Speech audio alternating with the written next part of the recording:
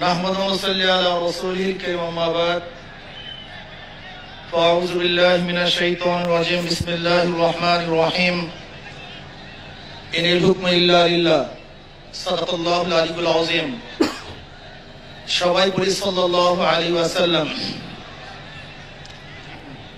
ইসলামী আন্দোলন বাংলাদেশ কর্তৃক আয়োজিত আজকে মহাসমুদ্রের সম্মানিত সভাপতি আমাদের সেরে তাজ হযরত পীর সাহেব হুজুর চরমনাই দামাত বারকাতুহুল আলিয়া,